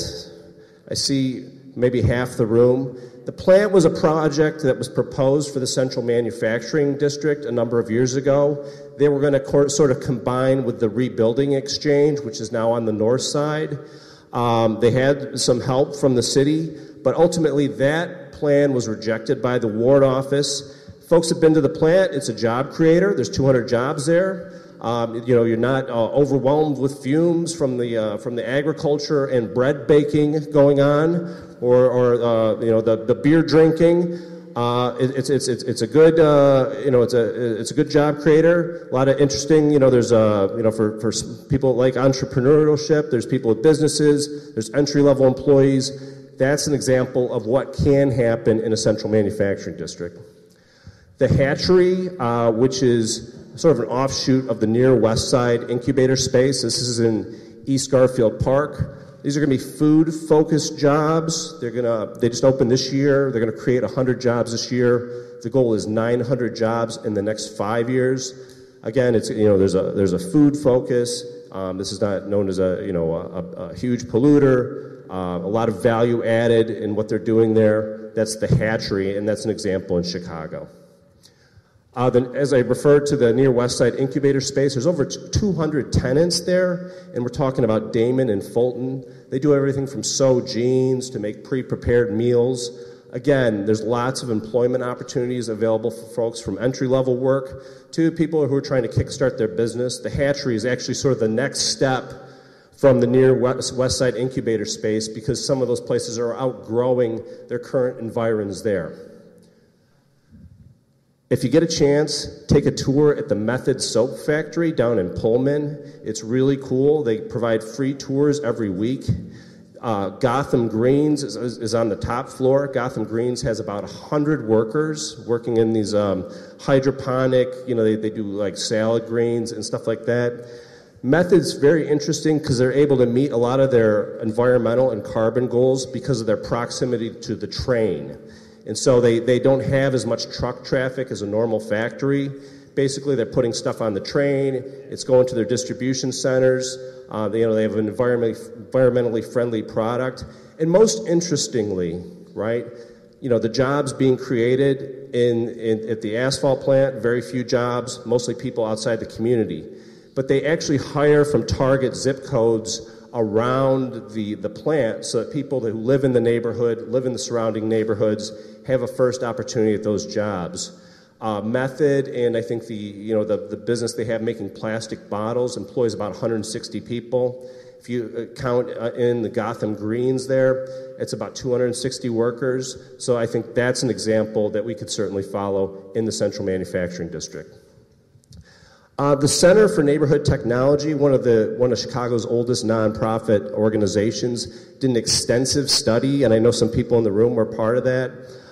We got a few here, and you should really check them out online. They did a nice thick report on how food-based manufacturing would be a good fit in the Central Manufacturing District, and it would target some of the things we need to target in our neighborhood around the environment.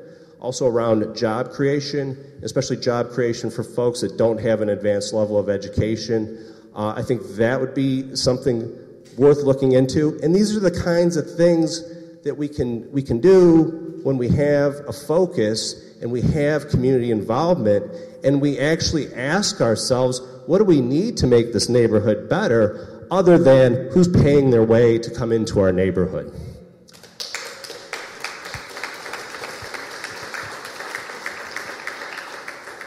We need to be deliberate. Rahm Emanuel is deliberate in focusing on tech jobs. Fine.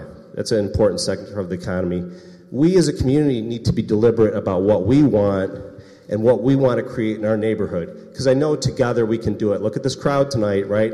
Obviously a lot of interest in having the right thing done in our community. Also, I wanted Kara and Maria, if you could just raise your hands.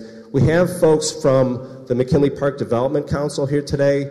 They're working on a CMAP study to sort of put some of this in motion. What do we really want to see in our community? What are our priorities? And if you haven't taken the survey, by all means do so, because it's time that we take charge of development in our community, not letting outsiders do it for us.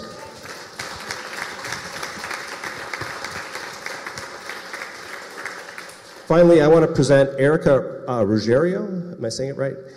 She's an architect, and she's going to speak to the national historical significance of the CMD. Thank you so much, everybody. You guys have been really nice.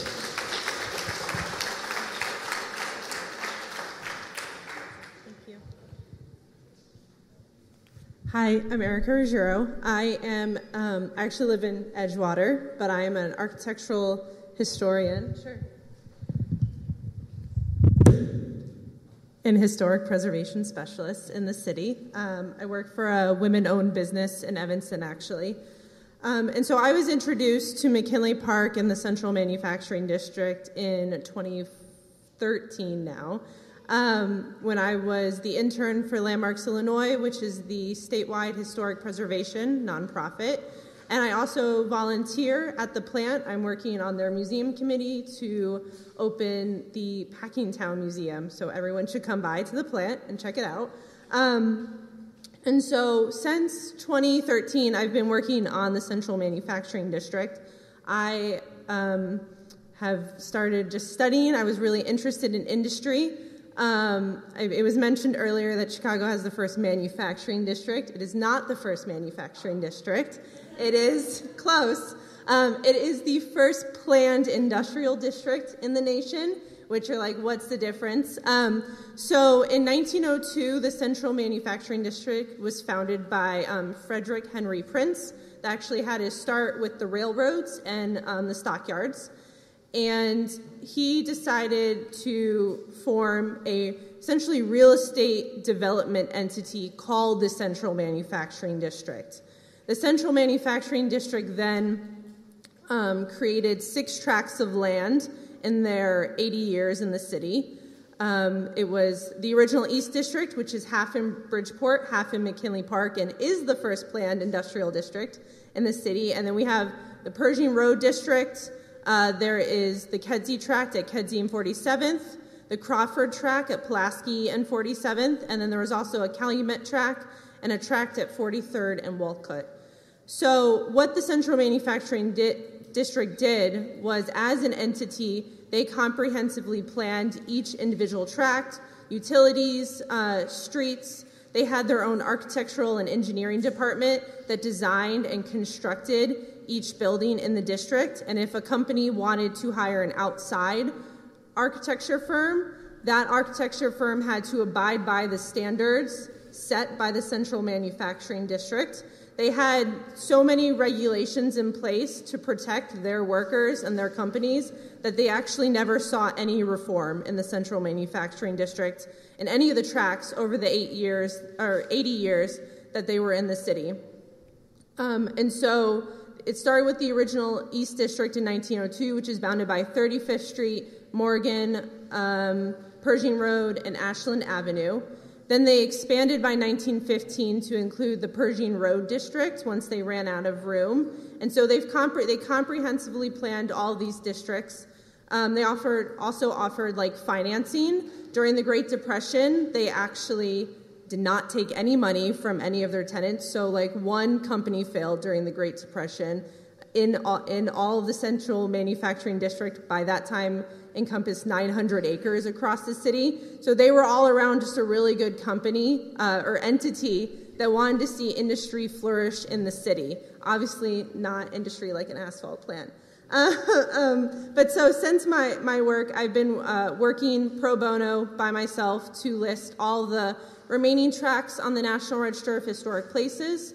So in 2015, I listed the original East District. In 2017, I actually updated that nomination for statewide significance, and so the original East District is listed on the National Register for its significance to Illinois, and I'm working on an amendment to make it nationally significant. I also, in 2015, listed the Pershing Road District on the National Register of Historic Places, and I'm working on the Kedzie Track and the Crawford Track. Also, as part of that work, I've partnered with a group called Chicago for Chicagoans, which offers pay-what-you-can walking tours. And so the last 2 summers, we've done McKinley Park, and we've kind of shared the working class history of the neighborhood, as well as your very many saloons that she once had, which are quite interesting, as well as the parks and then your schools and churches. And so we've been doing that every year, and hopefully we'll see some of you out next year. But so one of the reasons why I took on the National Register listing is because while the National Register is only honorary and offers no protection, unlike the City of Chicago landmark designation, it does offer different benefits, which include some financial incentives for property owners. And also, relating it back to the asphalt plant, there are regulations in place where if construction of a new property or construction or rehabilitation of existing property in a National Register district is undertaken, there's kind of 2 different avenues to take.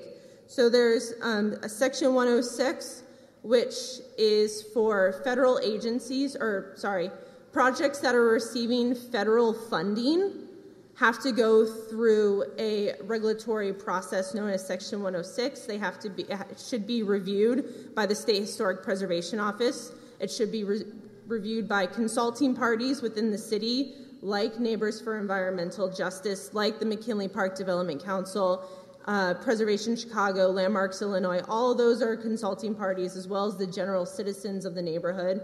And you should have an opportunity to comment. Now, MAT Asphalt did not receive any federal funding, so it didn't go through Section 106. But it was supposed to go through the other process called Section 107, which is where any private entity that is receiving a permit, so a construction permit, from a federal agency, that permit is supposed to be reviewed by the State Historic Preservation Office. So when I spoke with Lucy in June from Neighbors for Environmental Justice, I started to look into it, and I realized that the State Historic Preservation Office has not been getting any of the permits they're supposed to be reviewing from the Illinois EPA for who knows how long.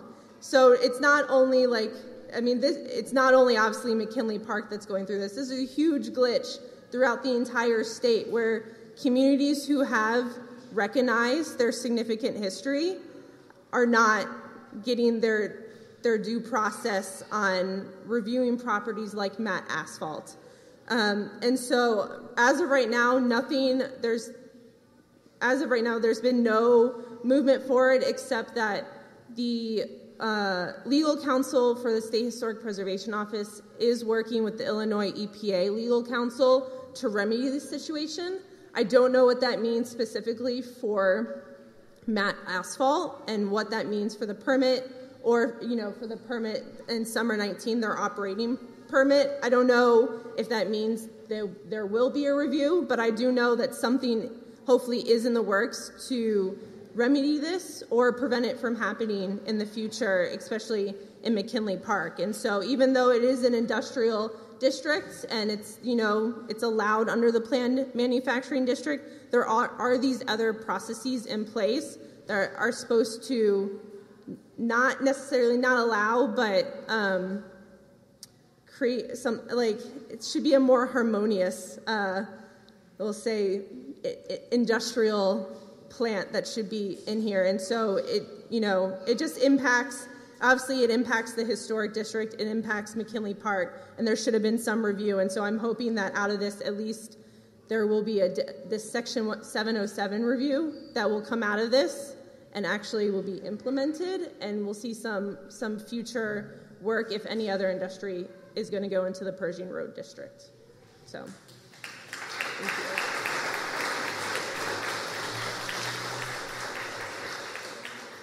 Thank you, Erica. We really appreciate all of you sticking it out. We do plan to have a comment period, and I just want to let the people in the front know, if you need to get up and walk around, it's so much cooler just about 10 feet behind. This fan does not work, and my cheeks are probably red. Like, we empathize with the people who are in the front and they're still here. We really appreciate all of you. If we could have Alfredo come up, he was going to just finish with a reminder. Alfredo, come on up. He's been one of our foremost canvassers in the neighborhood, really getting out. Some of you might have met him in the park, on your block, really getting the word out about our meetings. And he wants to just share, again, some of his thoughts and how you as the community can help us going forward. Thank you, Lucy. Well, at this point in time, I just kind of want to thank you guys for coming out to this meeting and also, for your patience. Your presence here today is evidence that we all have the same concerns. This environmental campaign has become a very humbling experience, and it shows me that when a community is well-informed and united, we can achieve so much together. McKinley is a community that puts forth effort in their healthy lifestyle, from walking their kids to school, walking their dogs at the park, participating in recreational sports, to meditating, relaxing, and connecting to nature. Educators in McKinley Park, like Velma Thomas, focuses on introducing their students as early as 3 years old to nature as an academic development, or like Namaste, which provides a holistic education that integrates health and wellness programming to their student body. We now have community members that have begun creating and supporting urban agriculture and expanding green spaces like the McKinley Park Community Garden and the McKinley Park Play Garden. Wouldn't it be wonderful to continue fostering these earth-friendly opportunities and maintaining these small steps in the pursuit of a cleaner, safer environment and healthy living? And I just kind of wanted to touch base on two inspirational kind of stories. One has to do with Mr. Kisker, a person from Colorado who also kind of went through a very similar situation like what we have right here in our community. They went into a 3-year legal battle, where Mr. Kisker and his community actually organized and, fought back. At the end of the day, it's about who we are as a community, and we need to understand that we can actually, have the right to know, we have the right to participate, and we have the right to have, input in the process. So that's one of the inspirational kind of like stories. And the other one, she was here, Kim Wasserman. We had the privilege to go into her toxic tour. There was a lot of information that, quite honestly, we did not have any idea as to what's going on in our community. So it's very important to continue to, align yourself with these organizations and push back. At the end of the day, it's about our environment and it's about our health. And I'm just gonna, since we're kind of like rushing on time, I just wanted to touch base, on what we can do as a community, right? I've been talking to many people, and you guys are asking me, what should we do? What needs to be done? How can we get involved? And that's one of the things that's going to be one of our major, tasks going forward, to continue to organize and to continue to coordinate these efforts. I put down the list. Here's a list of things that we can do as a community. Anywhere from taking pictures, call the EPA, report smells, send an email, sign online petitions, talk to your neighbors, Contact your elected officials. Keep an eye on trucks, usage, time. Participate in your community organizations, like the CMAT, the MPAC, the MPDC. So there's a bunch of things that we can actually do as a community so that we can continue to organize ourselves and show presence at this particular matter. I think it's very important to understand that we have the right to value our environment and value our health. And with that being said, guys, I'm going to give it back to Lino for some, just feedback and some comments. Thank you for being here.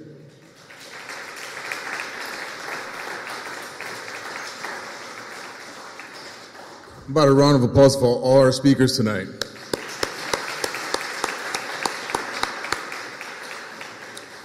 So as promised, we're going to have a few minutes here for some questions and comments. If anybody would like to come up, we please ask that you kindly just organize yourself neatly here in a line.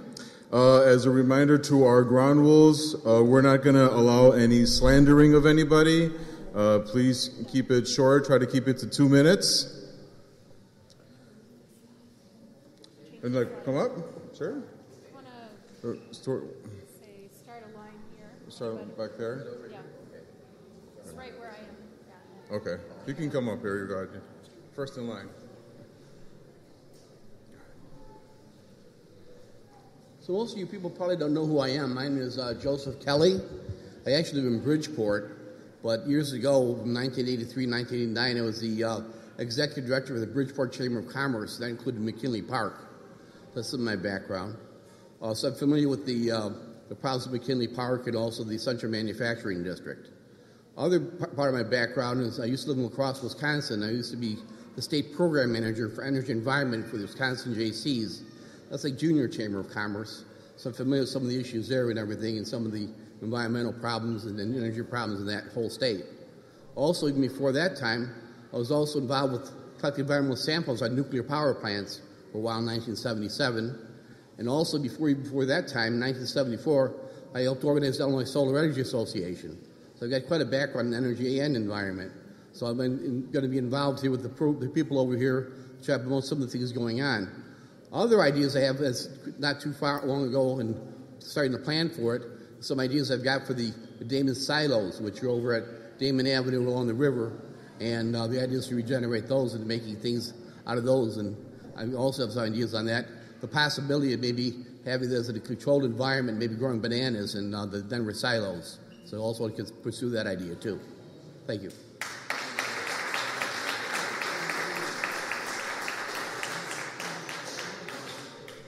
Bring on who's next here? Oh. Yeah. Okay. We're going to try to keep it at 90 seconds a person since we're running a little short on time. Hi, I'm Vanessa Gutierrez. I've been a resident at McKinley Park for 20 years, so since I was 12 years old. Part of it was a question, too, so we have this format.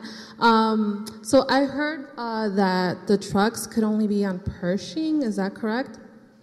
Right. So today, around 2:30, 3:30, me and my family actually saw these trucks, the MAT Asphalt company trucks on Damon and 35th.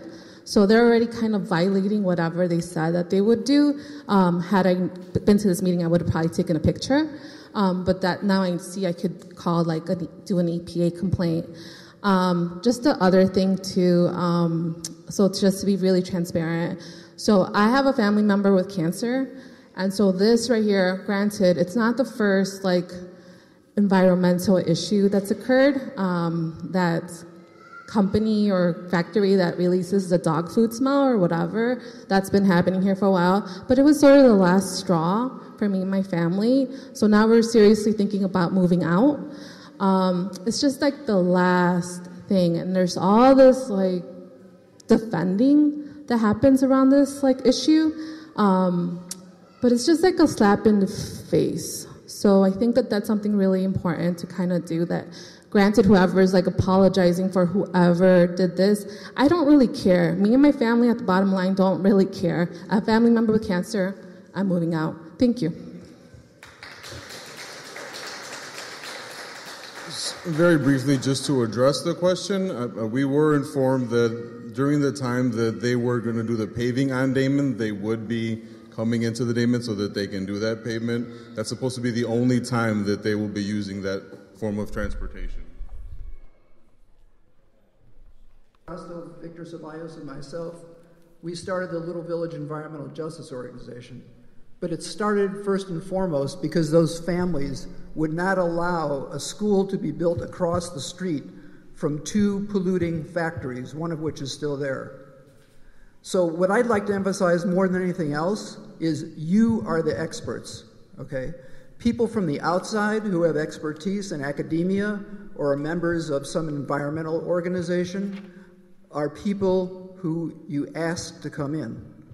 I'm not talking about LVGO, I'm talking about the big green organizations, the academics who claim to have expertise. I think the air monitoring is a huge step forward, and I just want to emphasize one thing before I finish. And that is what Robert showed up there is correct in terms of what the US EPA defines as healthy and unhealthy. But I've taken care of thousands of asthmatics. In medical school, we used to teach, until about 15 years ago, that air pollution could not cause asthma. It only could make asthma worse. This is blatantly false, and we now know that air pollution causes millions of asthma cases around the world every year. So the point is that when you see the yellow, 50 to 100, and it says that it's only going to affect a minimum number of people, that's an absolute lie. So that's not healthy air. Chicago and this whole Midwest is out of compliance for both ozone and particulate matter forever, since the EPA was established in 1970, and they keep bargaining with Washington, whether it's Republicans or Democrats, to continue to be out of compliance. Finally, I think the presentation on jobs is absolutely crucial, but the question about the jobs is who's in control of those jobs, right? It's one thing to have New Era windows. Our family has bought 49 windows from them. I was a supporter, like a lot of other people here, of their strike in 2008. But you don't want manufacturing coming in, even if they claim to be sustainable, if they're doing things that's not beneficial to the community. So thank you very much. Look forward to working with you.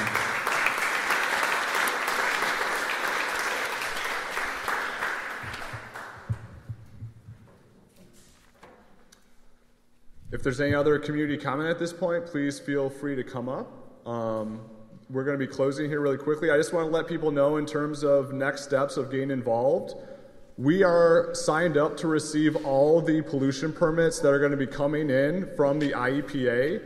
So if you get on our mailing list, we will forward you those permits as soon as they come through. We are in the process of kind of figuring out where we're going to go and how we're going to try to get people more involved in our organization. If you give us an email on our official email and just reach out and say, this is who I am, I'd like to get involved, let us know who you are. As soon as we're ready to take those next steps, we will absolutely get you involved in that. And I really just want to say we're trying to be here to stay. We're trying to be around for whatever happens. We can't make any promises about what will or won't happen, but we really want to be that organization, that group for you all. So with that being said, thank you so much for coming out tonight. Thank you for all your time. Okay, this is Joe. He is the plant manager. He would like to make a comment. We are,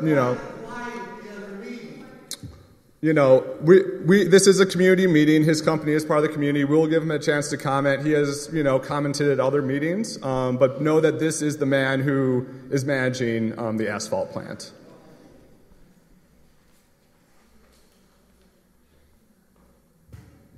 Hi, my name is Joe Hoy. I am as mentioned, I am the plant manager at MAT Asphalt. First of all, I want to say that I completely appreciate and understand. I would want to know. I would want to know what this plant was if I lived in the neighborhood. I certainly would want to know. So I appreciate all the efforts and the time spent. And I'm here, again, to listen. And I think it's important to understand who we really are.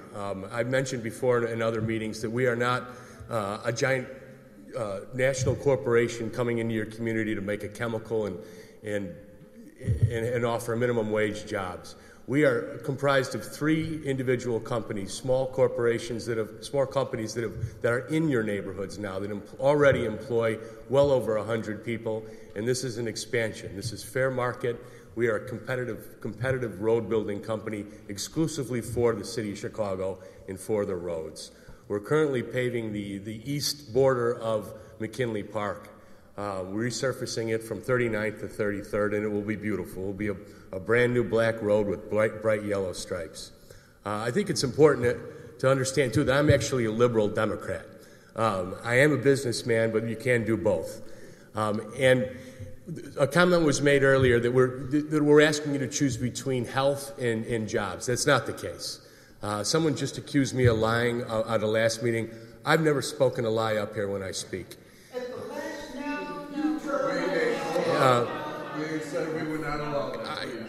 I'm going to encourage everyone to grab some literature that I leave. I leave at all the meetings, and I ask you to please take it when you leave. We are not that type of...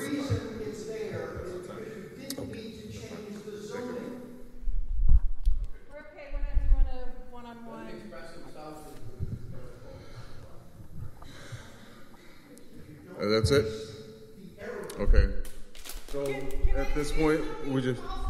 And then I just want to say one thing. One thing that is very important. One thing that is very important. When people come to the meeting and they speak from the heart, they should be heard.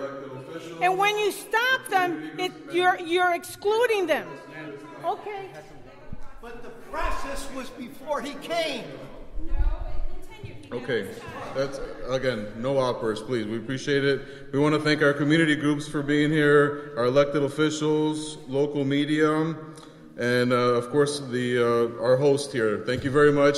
Thank you for coming out. Have a great evening. Thank you.